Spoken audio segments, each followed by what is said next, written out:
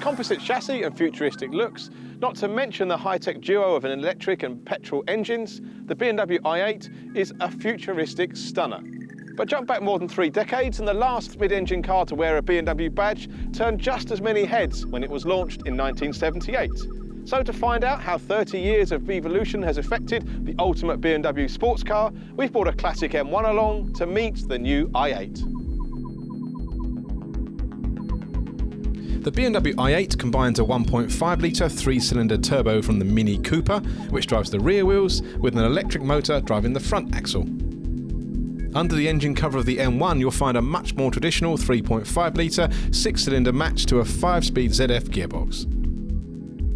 Despite all its batteries, motors and accompanying technology, a composite chassis and carbon fibre reinforced plastic body means the i8 weighs just 1,485 kilograms and has a combined power output of 357 brake horsepower, matched to a substantial 570 newton meters of torque. The M1 has a metal space frame chassis clad in plastic body panels and weighs just 1,300 kilograms. The traditional BMW 6-cylinder engine produces 277 brake horsepower and 330 newton meters of torque.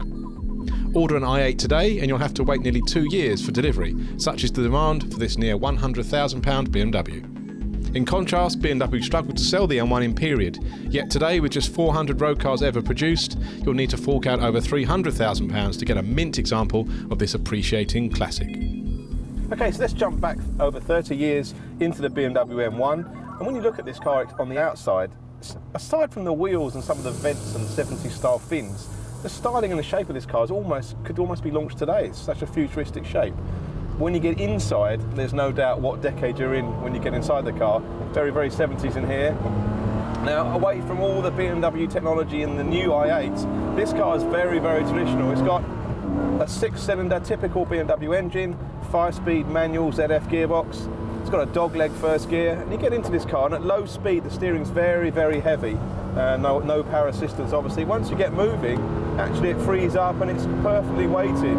And this engine just really has to be worked hard, but when it's pulling from 5,000 to 6,000 RPM, really, really nice. Now this one's got a very slight misfire. It's got mechanical fuel injection, this car, and this particular one we're driving is a very slight misfire, so you might hear that fluffing away, but it sounds really nice when it's up towards the top of the revs. And the gearbox itself is a lovely, lovely shift action. The pedals are really offset because of the size of the front wheels, so your legs are sort of pointing to the centre of the car, but the pedals themselves are perfectly set up for heel and toe. And in terms of the chassis and the feel of this car, it just feels like a really nicely balanced mid-engine car. Obviously we're not pushing it to the absolute limit, but it's just really, really nicely balanced. You can feel that there is a real balance between front and rear grip. And through these high-speed corner, there is some body roll, as you'd expect for a car of this period, but the front end's really positive. It turns in really, really nicely, and it's just a really, really nice car to drive. And now what you've got to bear in mind with this car is a space frame chassis, obviously rear-wheel drive mid-engines.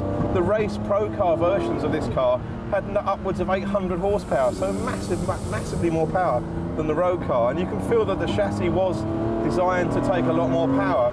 With the sort of power this car's got, the chassis feels perfectly suited to it. Does it feel fast in modern terms? Well, it doesn't feel ridiculously fast. I mean, if you got into any sort of modern BMW performance car, it'd feel a lot quicker. What it does have is that really, really engaging sense that you want from a BMW. It's just really, really enjoyable to drive. I've got to say, I could happily drive this car all day long. It is an absolute joy to drive, and it's a real privilege to drive a car like this. But how does it compare to an i8? Let's jump forward 30 years and see how BMW's latest mid-engine supercar compares. Because of its age and value, we didn't set a lap time in the M1, but it performed brilliantly around our test track. So let's find out how it compares to BMW's latest mid-engine supercar. Okay, so jump forward more than 30 years into BMW's latest supercar, and it couldn't be more different than the M1 in here.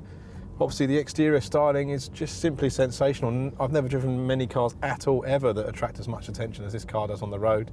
It's pretty spectacular styling, and inside it's pretty futuristic too. And obviously the first party piece of this car is doing what we're doing now, which is driving along completely silently in EV mode, just running off that electric motor which is driving the front axle.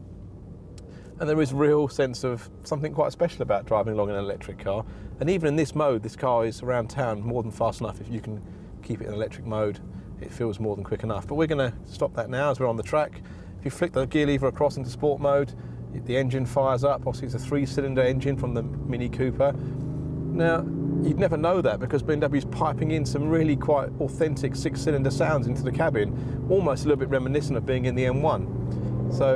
And suddenly the performance takes on a whole new realm once you have both power units running, because effectively what BMW have done is very, very clever. There's no sense of needing to let the revs build in this car. Basically, as soon as you get on the throttle, you get both systems helping you. So the electric motor is torque filling effectively, just filling up so you get instant power as you get on the throttle, all that instant acceleration of an electric with the extra grunt you get from a petrol engine. It's a really lovely combination. But what's it like around the track? Well, obviously, it doesn't have that raw mechanical sense of attachment to the road you get in the M1. The steering's very, very light, but it isn't vague at any point. It's light but not vague. Come around and start a lap now and go a little bit quicker. And the performance is really good. It's just so instant. The 6-speed automatic gearbox is really nice, and if you use the paddles, you get quite an authentic blip on the downshift and like a little chirrup as it changes up. But it's the fact that the power comes in so soon that's so engaging about this car. Body control is really good as you come through this loaded corner. As you come towards the exit of the corner, then the default setting of the car is to sort of just have a little bit of understeer on the exit of the corner, which is a bit alien for a BMW, but it's not a major problem, and it's only when you're really towards the limit. There's still plenty of grip in this car, performance is great, and that soundtrack inside the cabin is really, really interesting. It's a whole new world of fast car. It really isn't like any other BMW, but it is rather special. And the turn-in's still really good, so into this unga-bunga corner it turns in really well. Body control's good, there's lots of grip it hangs on, just a little bit of understeer on the exit, hard on the power up to the S's. So about 85 miles an hour through the S's here. The body control and change of direction's really good. And as I say, even though the steering's light, it's not vague. There's plenty of feel of what's going on, and you can really accurately place the car into the tight corners. And traction's really good in these low-speed corners, again, because you're effectively having four-wheel drive with the way the drivetrain works. It's a really, really great, very, very interesting road car. And actually on the track, it's perfectly enjoyable to drive on the track. It's not an out-and-out track car. It is a fantastic road car, but it is still quite enjoyable on the track. Very, very different from the M1, clearly, but you can see that both of them are really true BMWs at heart.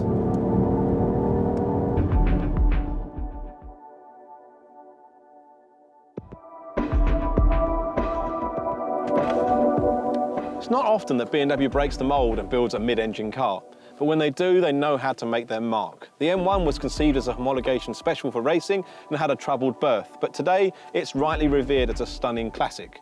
Whereas the i8 is a technological showcase that packs masses of desirability.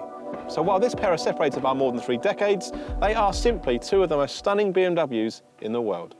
Click on the left to watch our video of a classic BMW M3 CSL, or click on the right-hand side to watch the new BMW M4 take on the Jaguar F-Type. And don't forget to subscribe to our channel by clicking on the Auto Express icon, or to watch our latest video, click on the video window.